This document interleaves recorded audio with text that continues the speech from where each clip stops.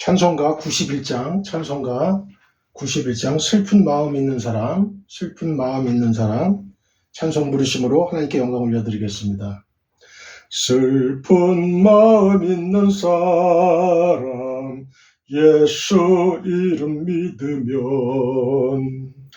영원토록 변함없는 기쁜 마음 얻으리. 예수의 이름은 세상의 소망이요, 예수의 이름은 전국의 기쁨일세. 거룩하신 주의 이름 너의 방패 삼으라. 환난 시험 당할 때에 주께 기도드려라. 예수의 이름은 세상의 소망이요, 예수의 이름은 전국의 기쁨일세. 존귀하신 주의 이름 우리 기쁨되도다. 주의 품에 안길 때에 기뻐 찬송 부르리. 예수의 이름은 세상의 소망이요, 예수의 이름은 전국의 기쁨일세.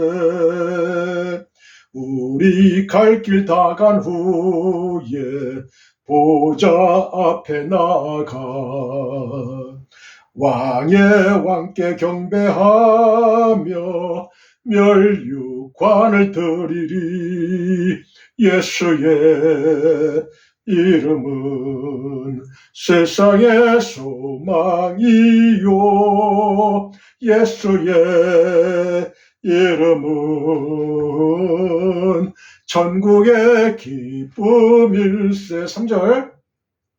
존귀하신 주의 이름 우리 기쁨되도다. 주의 품에 안길 때에 기뻐 찬송 부르리. 예수의 이름은 세상의 소망이요, 예수의 이름은 전국의 기쁨일세. 우리 갈 길 다 간 후에 보좌 앞에 나가 왕의 왕께 경배하며 멸류관을 드리리. 예수의 이름은 세상의 소망이요, 예수의 이름은 전국의 기쁨일세. 우리 주여 한번 부르고 통성기도 하겠습니다. 주여,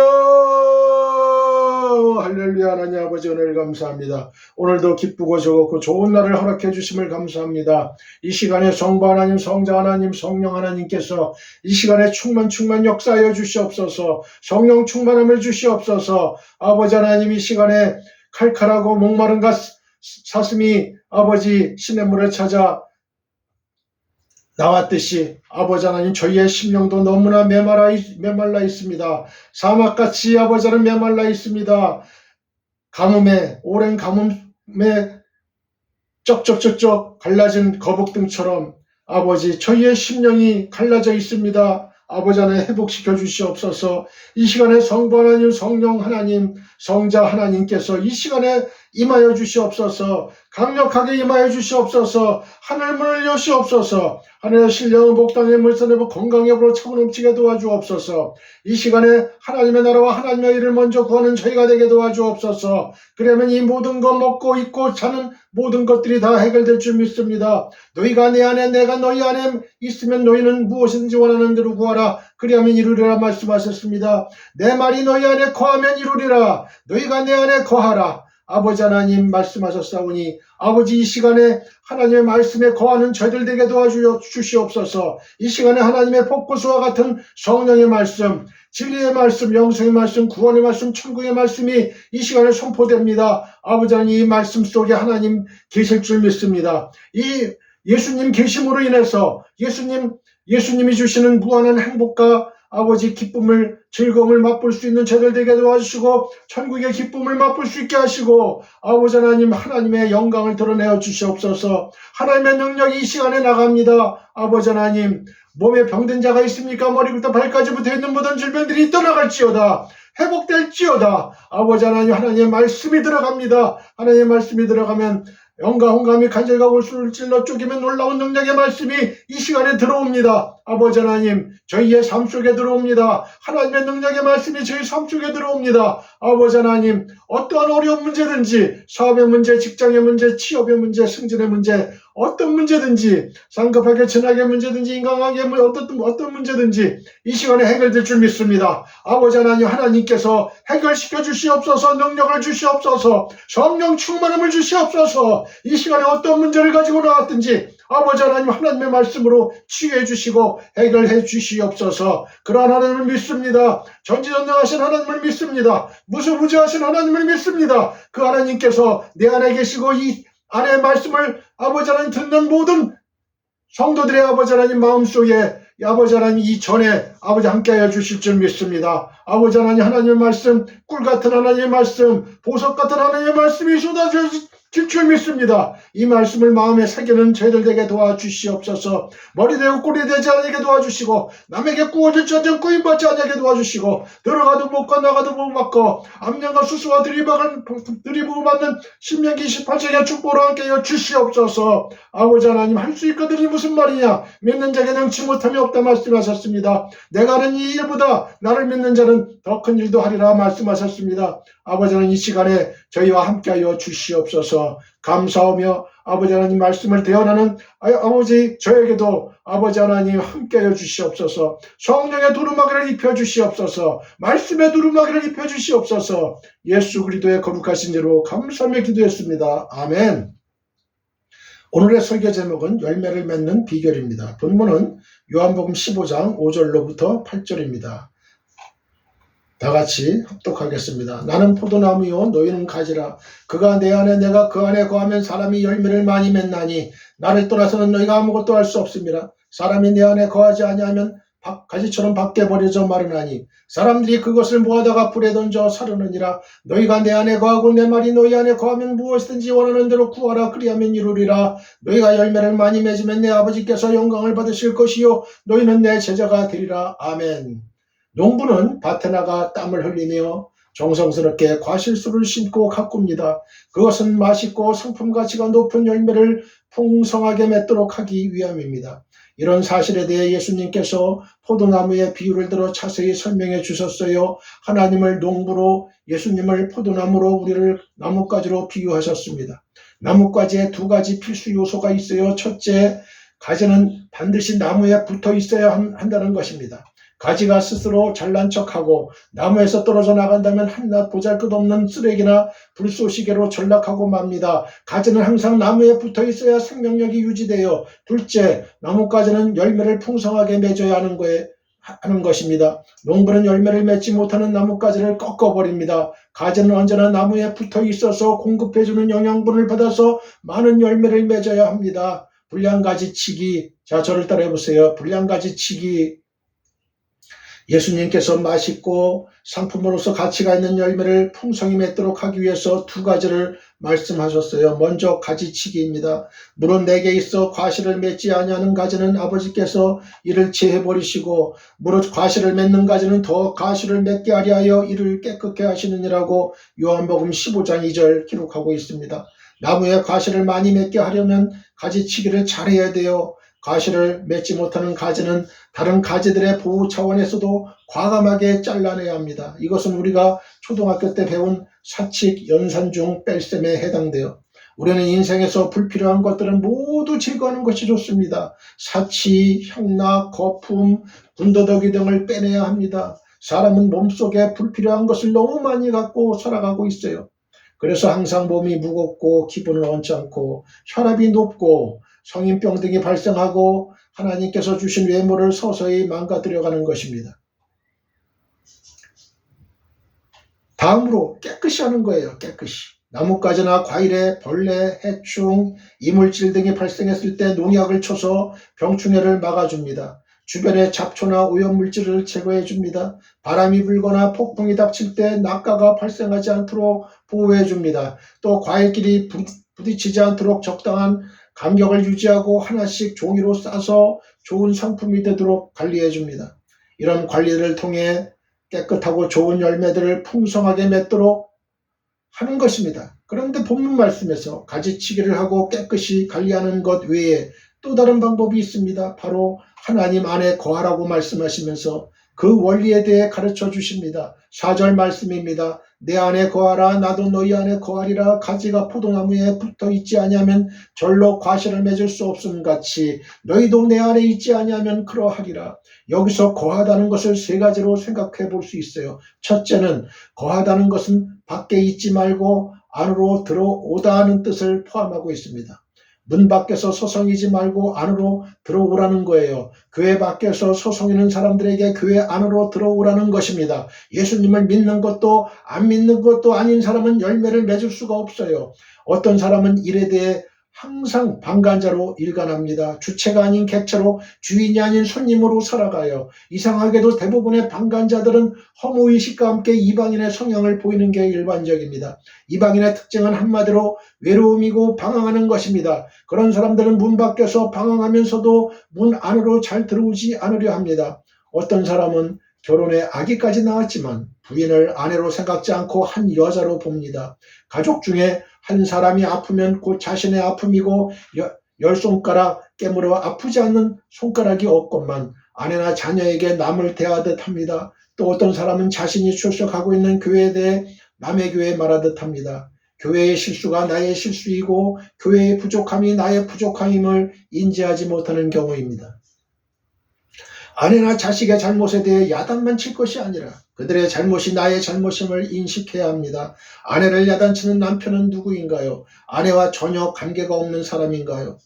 자신과 아내의 관계에 대해 객관적으로 말하며 도도한 자세를 견지하는 것이 방관자들의 특징입니다. 한 남자는 한 여자의 남편이요, 한 여자는 한 남자의 아내입니다. 그리고 두 사람 사이에서 태어나는 자녀는 그 열매입니다. 따라서 남편이나 아내는 서로에게 방관자의 자세를 보여서는 안 됩니다. 인생은 다른 사람이 대신하는 것이 아니라 나 스스로 책임지는 거예요. 방관자의 병이 깊은 사람은 본인에 대해서도 방관자의 자세로 바라봅니다. 거하다는 것은 문 밖에서 소송이며 비판하거나 남의 일인 양 방관하지 말고 안으로 들어와 적극적인 자세로 참여하라는 의미입니다. 다시 말해 예수님 안으로 들어와 참여자가 되고 주체가 되며 주인의식을 가지라는 뜻입니다. 둘째, 거하다는 말은 관계를 맺다는 뜻입니다. 어떤 사람이 나의 집 안으로 들어왔다고 하더라도 나하고 아무런 관계가 없을 수도 있어요. 예수님을 믿는다는 것은 예수님과 접촉해 관계를 맺고 의사를 소통한다는 뜻이에요. 만약 서로 다른 공간에 있다면 거하다는 개념은 성립할 수 없습니다. 문 밖에서 문 안으로 들어와 서로 접촉이 시작되면서 관계가 형성되는 거예요. 셋째, 거하다는 것은 상호 보완적 의미를 갖고 있습니다. 내 안에 거하라 나도 너희 안에 거하리라고 말씀하십니다. 거하다는 것은 일방이지 않고 쌍방향이에요. 여자 없이 남자만 존재할 수 없고 부모 없이 자식만 존재할 수 없어요. 아무리 애를 먹이고 속을 썩이는 자식도 나의 자식이고 내가 짊어지고 가야 할 십자가인 것입니다. 아무리 힘들게 하는 남편도 나의 남편이요 내가 짊어지고 가야 할 십자가인 것입니다. 선생만 있고 제자가 없다면 교육은 이루어질 수 없어요. 목사만 있고 성도가 없다면 목회는 성립될 수 없지요. 대통령만 있고 국민이 없다면 아무리 좋은 정책도 무용지물이 되고 맙니다. 즉 우리가 주님 안에 거할 때 동시에 주님께서 우리 안에 계시는 것입니다. 5절 말씀을 봅니다. 나는 포도나무여 너희는 가지니 저가 내 안에 내가 저 안에 있으면 이 사람은 과실을 많이 맺나니 나를 떠나서는 너희가 아무것도 할 수 없습니다. 이 말씀에서 예수님께서 포도나무의 비유를 통해 주신 세 가지 뜻을 발견할 수 있습니다. 포도나무와 가지의 비유입니다. 포도나무와 가지의 비유. 저를 따라해보세요. 포도나무와 가지의 비유. 첫째, 예수님을 떠나서 우리는 아무것도 할 수 없음을 가르쳐 주십니다. 태양을 거부한 식물이 성장하지 못하듯 부모를 거부한 자녀도 존재할 수 없습니다. 하지만 어리석은 자식은 부모의 존재를 거부하면서 부모의 얼굴마저 보지 않으려고 집을 떠나 멀리 가려고 합니다. 그래서 예수님께서 나를 떠나서는 너희가 아무것도 할 수 없음이라는 영적 가르침을 주신 것입니다. 인간은 하나님 없이 스스로 존재할 수 없는 것입니다. 사람이 결혼하지 않고 아기를 낳을 수 없습니다. 따라서 세상에 동성애자들만 존재한다면 인류의 미래는 없는 것이죠. 마찬가지로 사람이 예수님을 거부한다면 하나님께로 가는 길이 막히고 구원의 길, 축복의 길도 막히게 됩니다. 기독교는 도덕적이고 윤리적이지만 그 도덕과 윤리를 위해 존재하는 것은 아니에요. 기독교가 사회에 참여해 건강한 세상을 꿈꾸는 것은 사실이지만 사회 개혁을 위한 시민운동의 주체는 아닙니다. 기독교가 가는 곳마다 학교와 병원이 세워지고 고아원과 양로원 등 구제사업이 일어나지만 기독교가 교육이나 의료 그리고 구제기관이 아니라는 사실을 우리는 명심해야 돼요. 기독교가 사회에 구제활동을 하지 않아도 된다는 게 아니라 사회활동을 위해 존재하는 게 아니라는 것입니다. 기독교의 존재 목적은 인간의 영혼을 구원하는 것입니다. 기독교는 예수 그리스도를 떠나서 아무것도 할 수 없고 아무 의미도 없습니다. 때로 어떤 사람들은 기독교가 아닌 다른 종교도 좋지 않으냐고 말합니다. 그것은 기독교에 대해 전혀 모르는 무식한 말이에요. 기독교의 핵심은 예수님을 떠나서 아무것도 할 수 없다는 데 있습니다. 6절 말씀을 읽습니다. 사람이 내 안에 거하지 아니하면 가지처럼 밖에 버려 말라지나니 사람들이 이것을 모아다가 불에 던져 사르느니라. 가지가 나무에서 떨어지면 불쏘시개나 쓰레기가 되고 말아요. 그러나 가지가 나무에 붙어 있으면 날마다 기적을 일으키게 됩니다. 우리는 항상 예수님께 붙어 있어서 날마다 기적을 경험할 수 있어야 됩니다. 그리스도 밖에서 이룬 것들은 실상 모두 쭉정이일 뿐입니다. 자, 저를 따라해 보세요. 그리스도 밖에서 이룬 것들은 실상 모두 쭉정이일 뿐이다. 6절을 보면 주님은 당신 안에 거하지 않는 사람들은 모두 가지처럼 밖에 버리어 말라지며 결국에는 사람들이 이를 모아다가 불에 던져 사르게 될 것이라고 말씀하셨어요. 이를 좀 더 확대 해석해서 적용하면 그리도 밖에 있는 사람은 그 자신뿐만 아니라 그들이 이룬 모든 것들 역시 불에 타 사라지게 될 것이라는 말씀도 될 것입니다. 그렇다면 이러한 주님의 말씀은 세상 사람들의 통념을 완전히 뒤엎은 그야말로 충격적인 말씀이 아닐 수 없어요. 왜 그렇습니까? 사랑하는 성도 여러분, 인간의 역사를 보는 데는 크게 두 개의 대립되는 관점이 있습니다. 그 가운데 하나는 역사를 발전과 진보로 보는 소위 진보사관이고 또 하나는 이와 반대로 퇴보한다고 보는 퇴보사관이 그것입니다. 그런데 통설은 진보사관인 것 같습니다. 왜냐하면 역사를 서술하는 책들 가운데 인류 문명의 전개와 발전이라는 등의 제목은 많아도 역사의 퇴보라는 제목으로 서술된 책은 거의 없기 때문입니다. 말하자면 지식이나 문명, 기타 문화적 척도에서 볼 때 세상 사람들은 현대를 선사시대나 고대 혹은 중세 역사와 비교하여 분명 발전한 것으로 보고 있는 것입니다. 하지만 우리는 성경에 근거하여 볼 때 이러한 세상 사람들의 신념과 믿음이 반드시 옳은 것이라고만 단정할 수 없어요. 왜냐하면 분명 성경은 마지막이 가까울수록 각종 분쟁과 싸움이 더욱 빈번히 발생할 것이고 불법과 도덕적 타락 역시 그 도가 극심해져만 갈 것이라고 말씀하고 있기 때문입니다. 마태복음 24장 4절로 12절, 디모데후서 3장 1절로 4절. 따라서 인류 역사를 단지 외적 문명의 수준에서가 아니라 내면적 영적 관점에서 본다면 오히려 퇴보하고 있다고 보는 것도 결코 틀릴 것은 아닐 것입니다. 그러면 이러한 관점들에 관해 주님께서는 어떻게 판정하셨을까요? 여러분, 오늘 말씀을 보면 주님께서는 그리스도 없이 살았던 사람들과 그들이 이룬 모든 것들은 모두 마지막 심판 때에 불에 타 없어질 것이라고 말씀하셨습니다. 그렇다면 역사가 종말에 이를수록 온갖 타락과 불법이 성해짐으로 인류가 문명의 발전이라고 규정하며 일으켜놓은 그 모든 것들 역시 결국에는 모두 불에 타 없어지리라고 해석해도 무방할 것입니다. 말하자면 인간이 제 아무리 화려한 문명을 자랑한다고 할지라도 하나님의 말씀과 심판 앞에서는 이들 모두가 결국 쭉정이에 불과하다는 거예요. 그러므로 사랑하는 성도 여러분, 여러분의 이러한 주님의 말씀 앞에서 두려운 마음으로 지나온 모든 삶을 되돌아보시기 바랍니다. 그리고 세상 사람들처럼 얼마나 많은 것을 이루었느냐를 묻지 말고 먼저 그리스도 안에서 이룬 것이냐를 물으시길 바랍니다. 그리하여 그리스도 밖에서 얻은 쭉정이와 같은 것들을 자랑하지 말고 오직 그리스도 안에 있는 말씀에 생의 기초를 놓음으로써 영원히 쇠하지 않는 반석과 같은 삶을 살아가는 여러분이 되시기를 간절히 축원합니다. 할렐루야. 고린도전서 3장 12절로 13절입니다. 만일 누구든지 금이나 은이나 보석이나 나무나 풀이나 지푸로 이 터 위에 세우면 각 사람의 공적이 나타날 터인데 그 날이 공적을 밝히리니 이는 불로 나타내고 그 불이 각 사람의 공적이 어떠한 것을 시험할 것입니다. 요한계시록 18장 14절 바벨론아 내 영혼이 탐하던 과실이 내게서 떠났으며 맛있는 것들과 빛난 것들이 다 없어졌으니 사람들이 결코 이것을 다시 보지 못하리로다. 7절 말씀입니다. 너희가 내 안에 거하고 내 말이 너희 안에 거하면 무엇이든지 원하는 대로 구하라. 그리하면 이루리라. 주님 안에 거하기는 주님의 말씀에 순종하는 것입니다.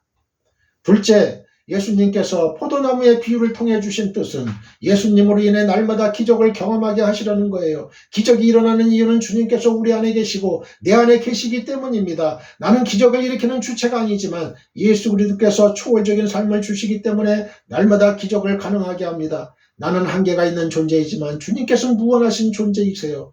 나에게 불가능이 있지만 주님에겐 불가능이 없습니다. 나는 실수가 많지만 주님께서는 완전하십니다. 나는 사람들에게 상처를 주지만 주님께서는 어느 누구에게도 상처를 주신 적이 없습니다. 그분께서 내 안에 계시면 나의 부족한 부분까지 보완됩니다. 나의 약함도 강해지고 미련함도 지혜로워집니다. 7절에 주님께서 내 안에 계시다는 말씀이 무슨 뜻인지 분명하게 해석되어 있습니다. 그것은 바로 주님의 말씀이 내 안에 있다는 거예요. 따라서 주님 안에 거하는 자는 하나님의 말씀을 사모하게 됩니다. 하나님의 말씀을 먹고 그대로 순종합니다. 하나님의 말씀이 내 안에 있는 것은 주님께서 내 안에 있는 것과 같은 뜻입니다. 이처럼 주 안에 거한다는 것은 우리 안에 주님의 말씀이 거한다는 뜻입니다.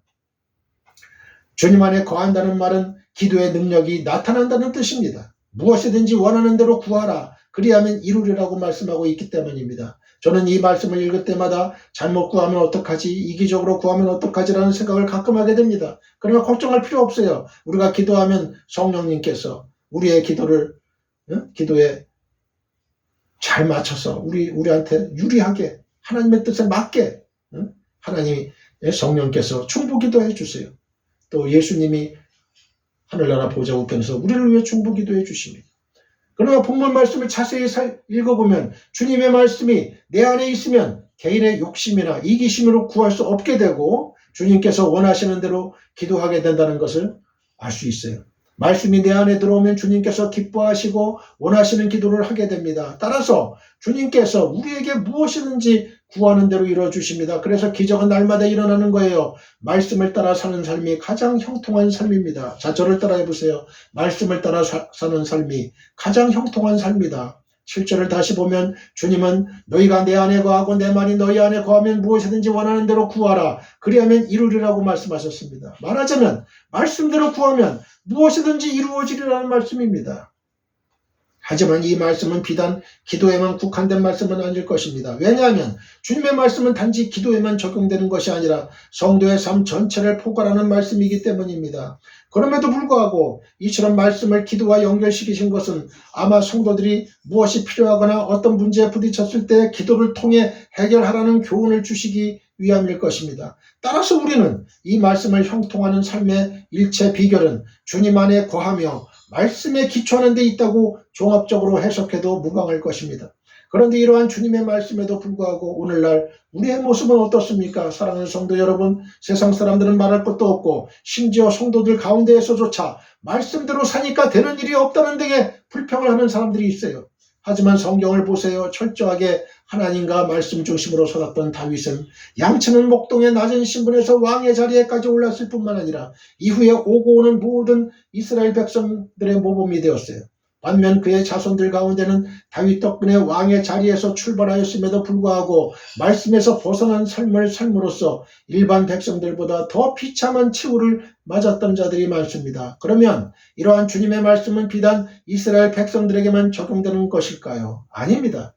예컨대 하만을 보세요. 그는 자기 욕심과 계획대로 살았던 전형적인 인물로 처음에는 가장 형통한 사람처럼 보였어요. 하지만 그의 최후는 어떠했습니까? 자기가 판 함정에 스스로 빠져 그 누구보다 비참하고 수치스러운 죽음을 맞이하지 않았습니까? 에스더 5장에서 7장. 그러므로 성도 여러분은 기도에 있어서나 인생을 살아감에 있어 여러분의 얕은 생각과 욕심에 이끌리지 않도록 주의하시길 바랍니다. 인간이 보기에는 옳고 지혜로운 길 같아 보여도 필경은 사망의 길인 경우가 허다합니다. 잠언서 14장 12절. 여러분은 오직 하나님 안에서 그 말씀의 인도함대로 나아가시기 바랍니다. 그리할 때 비록 잠시의 고난과 역경은 있을지 몰라도 결국 여러분의 기도는 물론 모든 삶까지도 하나님의 인도와 보호 속에서 형통케 되는 축복이 늘 함께 할 것입니다. 할렐루야. 여호수아 1장 8절입니다. 이 율법책을 내 입에서 떠나지 말게 하며 주야로 그것을 묵상하여 그 안에 기록된 대로 다 지켜 행하라. 그리하면 네 길이 평탄하게 될 것이며 네가 형통하리라. 시편 1편 1절에서 3절입니다. 복 있는 사람들은 악인의 길을 따르지 아니하며 죄인들의 길에 서지 아니하며 오만한 자들의 자리에 앉지 아니하고 오직 여호와의 율법을 즐거워하여 그의 율법을 주야로 묵상하는도다. 그는 시냇가에 심은 나무가 시절을 쫓아 가시를 맺으며 그 잎사귀가 마르지 아니하는 같으니 그 행사가 모두 다 형통하리로다. 아멘. 우리가 원해도 받지 못하는 것은 구하지 않기 때문입니다. 7절을 다시 보면 너희가 내 안에 거하고 내 말이 너희 안에 거하면 무엇이든지 원하는 대로 구하라. 그리하면 이루리라고 했습니다. 이는 달리 말하면 믿음으로 구하면 응답을 받게 된다는 말씀이에요. 그리고 이는 역으로 우리가 원해도 받지 못하는 것은 구하지 않기 때문이라는 말도 됩니다. 성경에는 기도 응답에 대한 약속이 참으로 많아요. 먼저 요한복음 14장 14절을 보면 주님은 내 이름으로 무엇이든지 내게 구하면 내가 행하리라고 하셨죠. 또 누가복음 11장 9절에서 주님은 내가 또 너희에게 이르노니 구하라 그러면 너희에게 주실 것이요 찾으라 그러면 찾아낼 것이요 문을 두드리라 그러면 너희에게 열릴 것이니라고 말씀하셨어요.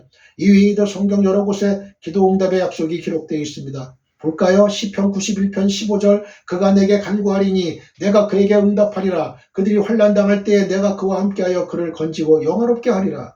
이사야 58장 9절 내가 부를 때에는 나 여호와가 응답하겠고 내가 부르짖을 때에는 내가 여기 있다 하리라. 만일 내가 너희 중에서 멍에와 손가락질과 허망한 말을 제하여 버리고 스가랴 13장 9절 내가 그 3분의 1을 불 가운데 던져 은같이 연단하며 금같이 시험할 것이라. 그들이 내 이름을 부르리니 내가 들을 것이며 나는 말하기를 이는 내 백성이라 할 것이요 그들은 말하기를 여호와는 내 하나님이시라 하리라. 요한일서 3장 22절 무엇이든지 구하는 바를 그에게서 받나니 이는 우리가 그의 계명을 지키고 그 앞에서 기뻐하시는 것을 행함이라. 아멘.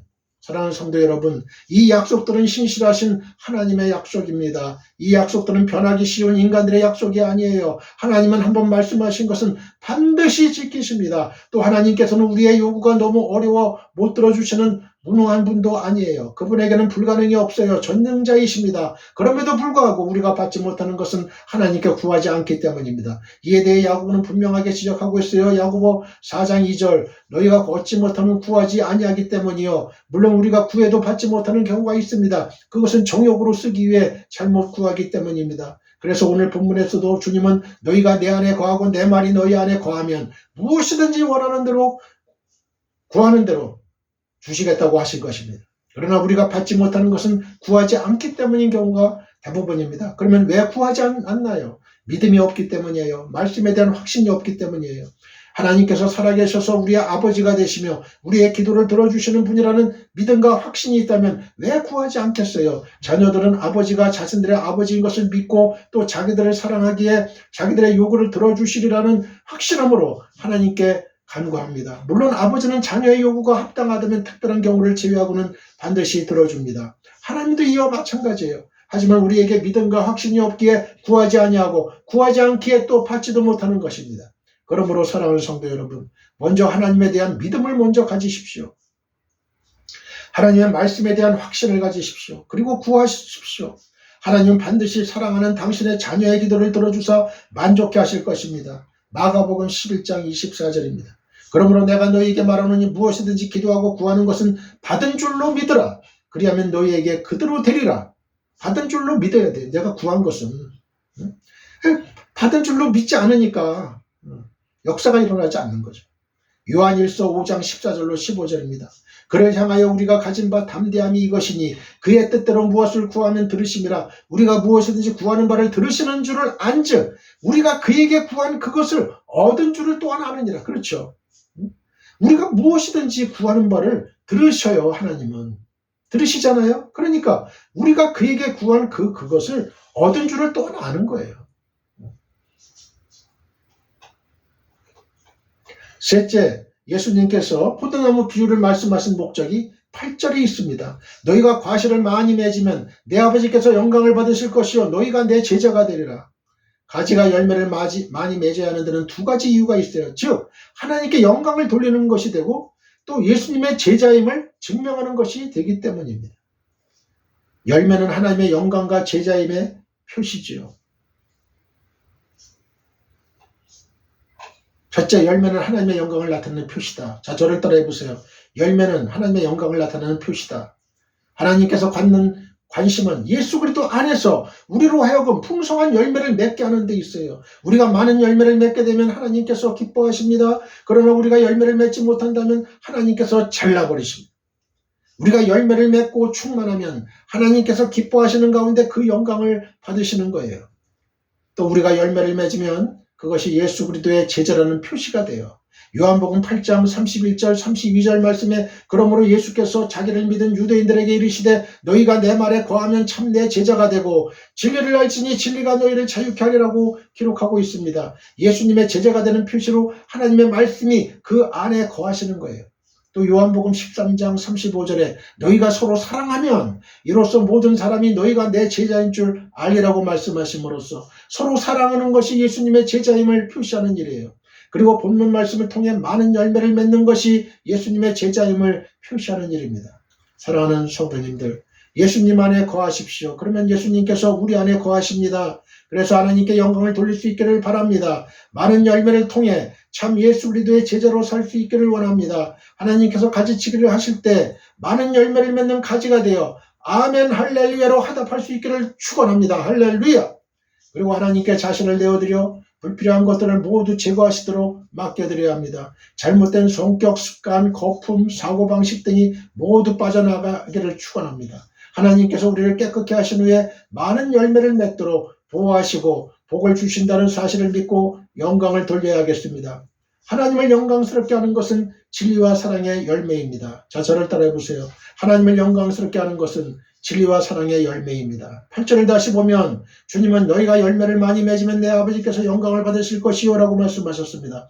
참으로 당연한 말씀이 아닐 수 없습니다. 왜냐하면 농부의 영광은 가을의 수확으로 결정되듯 하나님의 영광도 성도들의 열매로 결정될 것이기 때문입니다. 그런데 문제는 여기서 하나님을 영광스럽게 할 열매와 수확이 과연 무엇을 의미하는가 하는 점입니다. 그리고 이 점이야말로 오늘을 살아가는 성도들이 다시 한번 진지하게 물어야 할 질문이 아닐 수 없어요. 그 이유는 자칫하면 세상 사람들의 통념에 휩쓸려 우리 성도들을 마저 잘못된 판단을 할 위험이 매우 높기 때문에 그렇습니다. 이러한 의미에서 경제학의 한 가르침은 오늘 우리에게 많은 교훈을 주고 있습니다. 여러분, 흔히 사람들은 성장과 발전을 동의어로 혼동하고 아무런 구별 없이 사용하는 경향이 있습니다. 하지만 엄밀성을 전제로 하는 사회과학에서는 이러한 혼동을 결코 허용하지 않습니다.